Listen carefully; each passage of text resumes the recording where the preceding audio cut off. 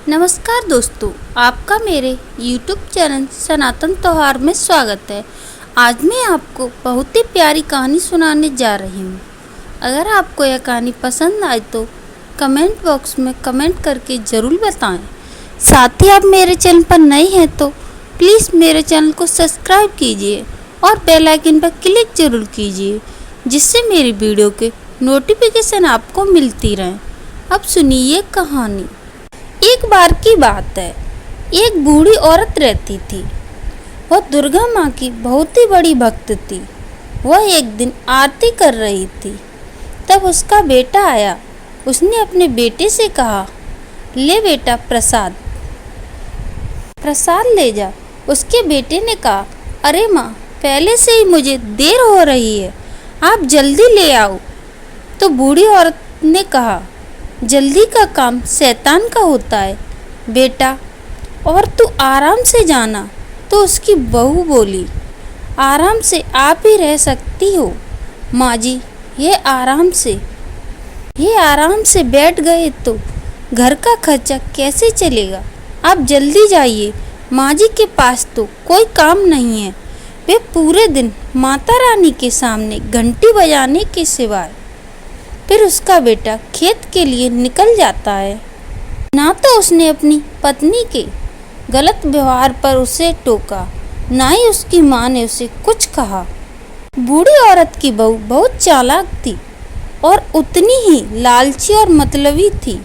वह अपनी सास से सीधे मुंह बात तक नहीं करती थी, और बूढ़ी औरत का बेटा भी उसी के रंग में रंग चुका था। और बूढ़ी औरत सारे दिन माँ दुर्गा की भक्ति में लीन रहती थी।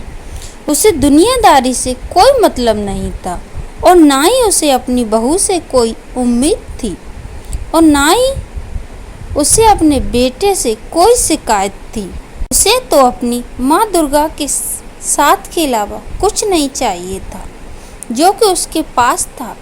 इधर माँ दुर्गा का शेर माता रानी से बोलता है, माते, यह बूढ़ी औरत आपकी कितनी भक्ति करती है, लेकिन इसकी बहू इसे कितना प्रताड़ित करती है। ना तो उसे ठीक से खाना देती है, और ना ही उसे पहनने को देती है, और ना ही उसका बेटा उसकी कोई परवाह करता है। माते, आपको यह सब गलत नहीं लगता? बूढ़ी औरत को आपकी ज़रूरत है। फिर माता रानी बोली, शेर, ज़रूरत तो हर समय हर मनुष्य को होती है, लेकिन उसे पूरा कैसे करना है यह तो मनुष्य के अपने हाथ में होता है। विधि के विधान में सभी का भाग्य लिखा है। थोड़ा धीरज रखो। जिसे बूढ़ी औरत के मन में माता रानी का वास था, ठीक वैसे ही माँ दुर्गा भी उसे उतना ही प्यार करती थी। लेकिन फिर भी बूढ़ी औरत को बहुत कुछ सहना पड़ता था। फिर बूढ़ी औरत ने अपनी बहू को आवाज़ लगाई कि बहू, नवरात्रि शुरू हो रहे हैं, इसलिए मुझे पूजा पाठ का कुछ सामान चाहिए, और मेरा व्रत भी है। तो इतना सुनते ही उसकी बहू बोली, माँ जी, आपको व्रत रखना है तो शौक से रखिए, लेकिन एक बात साफ कान खोल कर सुन लीजिए। आपके लिए फल और मेवा और पूजा का सामान लाने के लिए हमारे पास पैसे नहीं हैं। सब कुछ तो आपके सामने ही है, फिर भी आपको कुछ दिखाई नहीं देता है। ले दे के हमारे पास एक खेती तो है, बड़ी मुश्किल से चने की फसल ठीक ठाक हुई है, तो भी अभी तक पूरी तरह से तैयार नहीं हुई। आप ही बताइए कि घर के सारे खर्चे पूरे कैसे करें, या आपके ये सब नाटक कैसे देखें। इतना कहकर उसकी बहू वहाँ से चली गई। बूढ़ी औरत ने बड़ी उम्मीद भरी नज़रों से देखा। फिर वह कुछ देर बाद अपने बेटे के पास गई और वही सब कुछ बोला, परंतु उसके बेटे ने भी मना कर दिया और बोला, माँ जी, आपकी बहू ठीक ही तो कह रही है।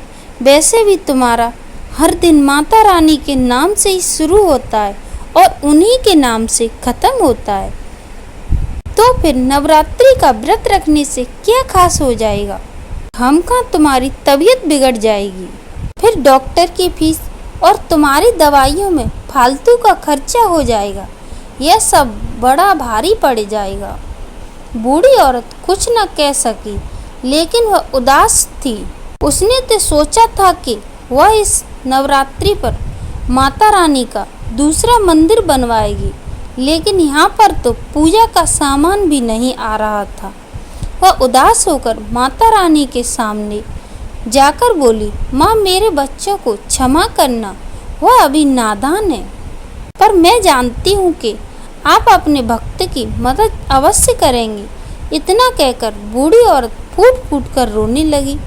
दूसरी ओर बहू के दिमाग में नई खिचड़ी पकने लगी और वह अपने पति से बोली, सुनो जी, खेत की फसल बस तैयारी होने वाली है, तो किसी को तो उसकी रखवाली करनी ही होगी। तो उसका पति बोला, मैं रहता तो हूँ खेत पर। उसकी पत्नी बोली, देखना भूल गए, हमें कल मेरे मायके जाना है। पूरे 1 हफ्ते के लिए मेरे इकलौते भाई की शादी है। जब हम लोग यहाँ नहीं रहेंगे तो हमारे खेत की रखवाली कौन रखेगा? पति बोला, ये तो मुश्किल हो गई।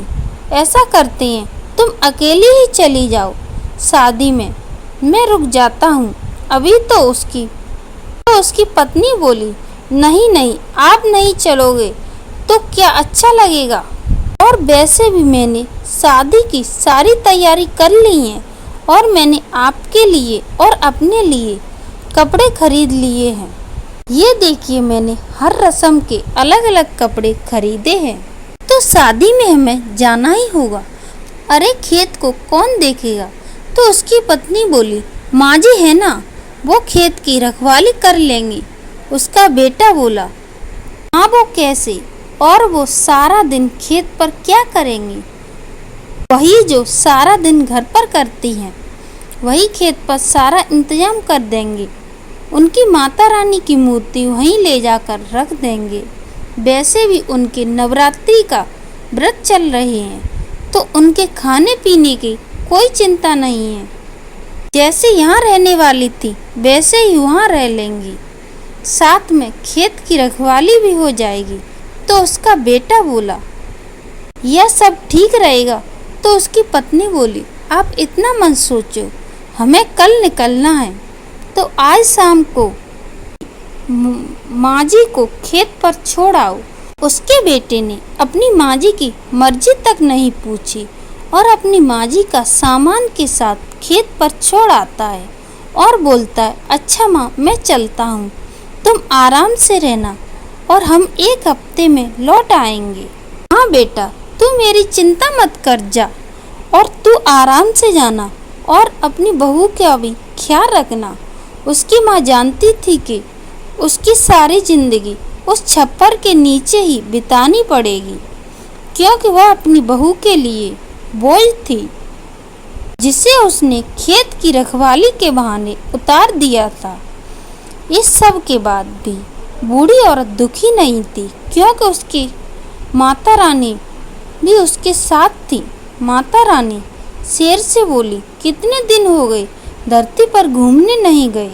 माँ दुर्गा की बात मानकर शेर का रूप बदल लेता है और वह एक बालक का रूप धर लेता है, और माता दुर्गा उसकी बालक की माँ का रूप रख लेती हैं, और वह शेर के साथ उस बूढ़ी औरत के गांव जाती हैं।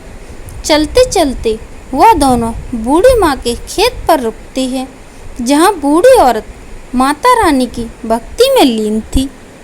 तो शेर बोला, माता, तो वहीं बूढ़ी औरत इतनी तेज धूप में यह यहाँ क्या कर रही है? माता रानी बोली, इसके बेटे बहू ने इसे बेसहारा छोड़ दिया है। शेर बोला, यह तो बिल्कुल अच्छा नहीं किया, उन्होंने आपको इसकी मदद करनी चाहिए। माँ दुर्गा मुस्कुराकर शेर की तरफ देखती हैं, फिर उसे अपने साथ चलने का इशारा करती हैं। वे दोनों बूढ़ी औरत के पास पहुंचते हैं और उससे बोलते हैं, माताजी प्रणाम, मेरा नाम दुर्गा है और मेरा एक बेटा है, इसे बहुत तेज भूख लगी है, हमारा घर यहाँ से काफी दूर है, इसे बहुत तेज भूख लगी है और यहाँ से पहुँचते पहुँचते देर हो जाएगी। अगर आपकी आज्ञा हो तो हम आपके खेत से कुछ चने ले सकती हैं, बस मेरे बेटे का पेट भर जाए, इतने ही चाहिए, आपकी बड़ी कृपा होगी। बूढ़ी औरत ने बोला, नहीं, तुम नहीं ले सकती हो। शेर बोला, लेकिन मुझे बहुत भूख लगी है। तो बूढ़ी औरत बोली, बेटा, कच्चे चना ले भी लोगे तो आप कैसे खाओगे? मैं अभी थोड़े से चने लेकर आती हूँ और उन्हें चूल्हे पर भून देती हूँ, फिर देखना क्या स्वाद आता है। फिर बूढ़ी औरत उन्हें वहाँ बैठाकर कुछ चने लेने के लिए चली जाती है और अपनी झोली में ढेर सारे चने लेकर वापस लौटती है। तब माँ दुर्गा बोलती हैं, आप रहने दीजिए, मेरा बेटा ऐसे ही खा लेगा। तो बूढ़ी औरत बोलती है, कमाल की बात करती हो बेटी, ऐसे कैसे कच्चे चने खा लेगा? मैंने तुम्हें कहा था अभी रुको, अभी भूनती हूँ। बेटी, इन चने के अलावा मेरे पास कुछ भी नहीं है। मैं जो कर सकती हूँ वो मुझे करने दो, मुझे अच्छा लगेगा। वैसे भी माता रानी के नवरात्रि चल रही हैं, इस प्यारे से बच्चे को चने खिलाकर संतुष्ट होने दो। फिर बूढ़ी औरत चूल्हे पर चने भुनाती है और अपने हाथों से दुर्गा और उसके शेर बने बच्चे को खिलाती है। फिर दुर्गा माँ उनका धन्यवाद करती हैं और कहती हैं, इन चनों का स्वाद मैं कभी नहीं भूलूंगी। फिर दुर्गा माँ और शेर वहाँ से जाने लगते हैं। तभी शेर माता से कहता है, माता, जानता हूँ कि ये सब बूढ़ी औरत की एक परीक्षा थी। जहाँ तक मैं समझता हूँ बूढ़ी औरत अपनी परीक्षा में खरी उतरी है, तो क्या उसे कोई इनाम नहीं मिलना चाहिए? फिर माता दुर्गा शेर की तरफ देखकर मुस्कुराती हैं। फिर वह बूढ़ी औरत की तरफ अपना हाथ उठाती हैं।